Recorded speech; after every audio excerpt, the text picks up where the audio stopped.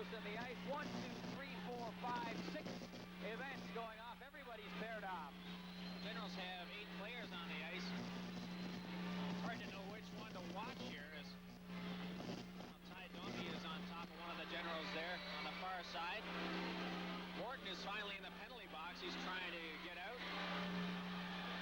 Jim Pack and Ty Domi going at it. They're on top of one another. They can't do much from there. Referee trying to get Morton back in the penalty box. And now Pack was hitting Domi in the back of the head with a helmet that he had managed to grab a hold of, and the referee standing there telling them both to calm it down. Meanwhile, down in the Oshawa zone, we have number 7, Greg Bay, who cut Petri Matikainen in a fight earlier in this game, and he is beating up on one of the Oshawa players, and it's tough to tell who again because the jersey is pulled up over top of him. It looks to be number 20, Dean Morton of the Oshawa Generals, and check that. Morton is in the penalty box, so it's not Morton. Your guess is as good as mine, folks, and you're sitting at home, and I'm sitting here, and it might be Shane Doyle, I think, who snuck out there. It's tough to tell because uniforms are pulled up over the backs, and now they gave him a headbutt there, and the referee is standing right there. I think that's Shane Doyle, Paul, who's going at it down there. Indeed it is, and we look down now to our left in the Peterborough zone, and Derek King, who had been wailing away with Kevin McDonald. That was the first main event. They are now just sort of standing there hanging off of one another. I don't think they want to fight anymore. Well, Bay has given Doyle a few headbutts, so Doyle has grabbed the hair of Greg Bay to hold him back.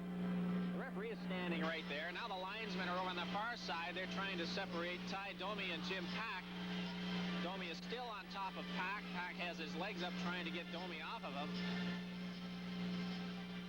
And now we're seeing more clutching and grabbing than anything else, but the way these groups of players look, anything can open up again.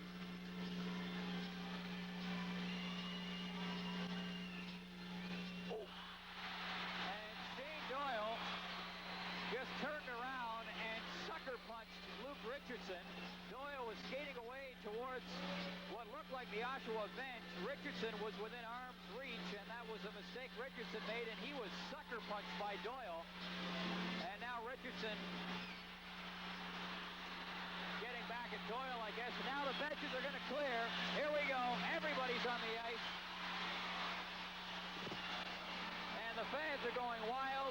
The benches have cleared. We have a bench clearing brawl here at the Civic Auditorium. And I don't know what fight to tell you about. Everybody's paired off. Sean Evoy, the backup goaltender, is locked up with Rob Murray. They are battling away along the near boards. We have Mark Gowans paired off with, I believe, the Peterborough backup netminder, Ron Tugnut.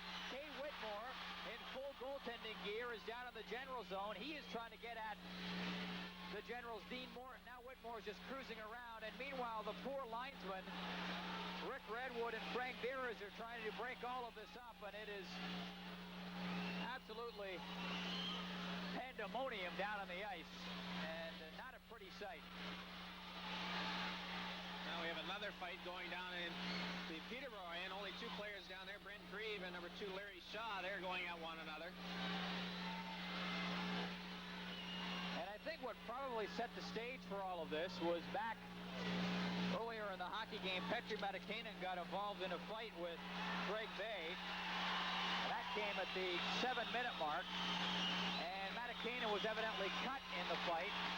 And that seemed to draw the ire of the Oshawa Generals bench. Paul Theriault and Coach Dick Todd were yelling at one another. And that really seemed to set the stage and spark things. And here we have the main event going on now. 6:01 remaining in the first period still. The Oshawa Generals leading 2-0, and a bench-clearing brawl going on here at the Civic. In case you have just joined us, everybody's paired off on the ice. The 2 linesmen trying to get Ty Domi off the ice and get him the heck out of here. And they can't get him off. Now a policeman's grabbed his sweater, and he's going to pull him off. And in the dressing room he goes, so he's out of the way. Still 6 minutes and 1 second left to play in the first period. And we've got players all over the ice, gloves all over the ice, players milling around with each other. There's another fight going on where 2 players clutching and grabbing down in the general zone. And what seemed to really spark it again, we had everybody in the ice paired off, but what really got it going was Shane Doyle was heading over towards the players' bench, it looked like, after he had been involved in a bout, and Luke Richardson, or check that, yeah, Luke Richardson, number 6, was within arm's reach, and Doyle just turned around and sucker punched him. It was as brutal a sucker punch as I have ever seen outside of a barroom brawl, and that knocked Richardson down. Richardson got up and started to pound away at Doyle and seemed to get, I guess, even, if you want to call it that, and now the two are standing glaring at one another down in the neutral zone. Richardson is obviously cut from the sucker punch. Doyle is cut, and they are both just grabbing onto one another. Everybody appears to be broken up now except those two, and referee Paul Kordick coming over to try to encourage them to separate. 6:01 remaining in the first period, by the way, in case you were wondering about the score. Well, if I were the referee right now, I'd send both teams to their dressing rooms and tack this on to the start of the second and just cool everything off here. We still have Doyle and Richardson hanging on to each other. Everybody else is on their own side of the ice now, in front of their benches. The referee and linesman are between them, and they're going to try to separate the players as soon as they can. We still have linesman Redwood on the far side, trying to keep the Pete's players in the penalty box. Ty Domi has worked his way back out to the penalty box door again. He was sent to the dressing room by the referee. 6 minutes and 1 second remaining in the first period. Oshawa leading 2-0 in case you just joined us. I'm Paul Romanuk along with Dave Gilbert. Sunday night hockey on CCAR, and perhaps more aptly named this evening, Sunday night at the Fights. We're in the midst of a bench-clearing brawl, and we seem to be towards the tail end of it. The Generals got a goal from Brent Grieve at the 150 mark. Dean Morton and Brian Hunt picked up the assist. Scott Mahoney came back for the Generals with his 4th of the year at 6:45 from Brent Grieve and Brian Hunt. And the Generals lead at 2-0, but we are in a bit of a holding pattern here. So a good time for us to take a bit of a break with the Generals leading 2-0. You are listening to Generals Hockey on 1350 CCAR. That was one of the most brutal sucker punches I have ever seen in my entire life. Oh, well, you have to think of what started it all, though, with the Pete's, you know. Yeah. Like King's bleeding from the head, his ears, when the guy flattened him over there. You know, that was a cheap one, too, really. Yeah. Oh, I can't believe it. You just can't look at that one because they did a lot of stuff there.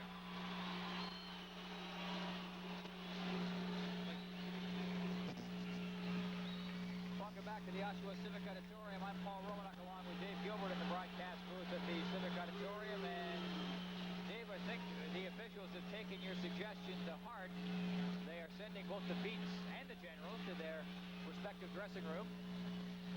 And the Generals and the Pete's will likely play an extra 6 minutes and 1 second in an extended version of our second period.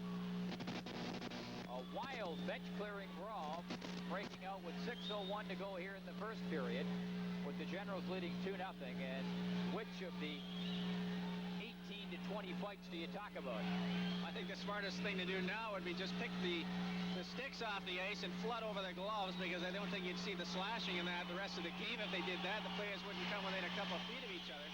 But to get serious again, the smartest thing that they have done is to suspend the first period, it looks like, and tack this on to the beginning of the second period.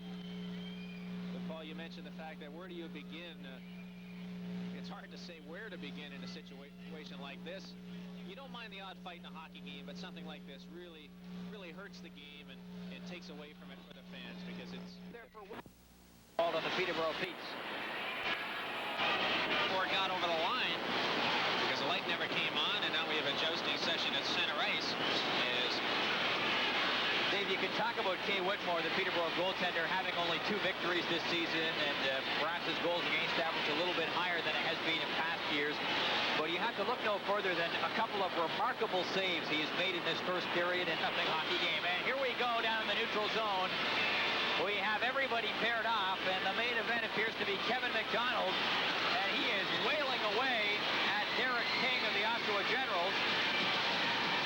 Well, they were glaring at each other, and King fell down. That's when McDonald moved in, but now King is doing most of the punching here. McDonald still has, now we have a fight going on the far side between Morton and number... The benches have cleared. We have a bench-clearing brawl here at the Civic Auditorium. And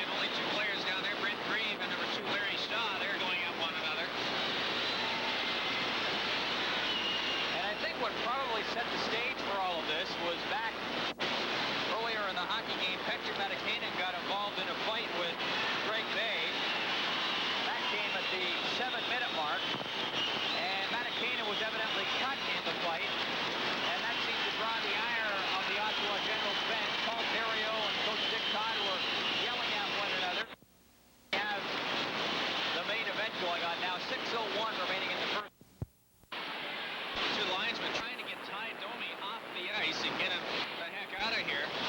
And they can't get him off. Now a policeman's grabbed his sweater and he's going to pull him out. And in the dressing room he goes, so he's out of the way. Still 6 minutes and 1 second left to play in the first period.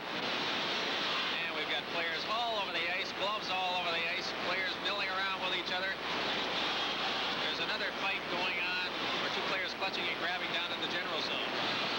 And what seemed to really spark it again, we had everybody in the ice paired off, but what really got it going was Shane Doyle was heading over towards the players' bench, it looked like, after he had been involved in a bout, and Luke Richardson, or check that, yeah, Luke Richardson, number 6, was within arm's reach, and Doyle just turned around and sucker punched him. It was as brutal a sucker punch as I have ever seen outside of a barroom brawl, and that knocked Richardson down. Richardson got up and started to pound away at Doyle. Porter coming over, trying to encourage them to separate. 6:01 remaining in the first period, by the way, in case you were wondering about the score.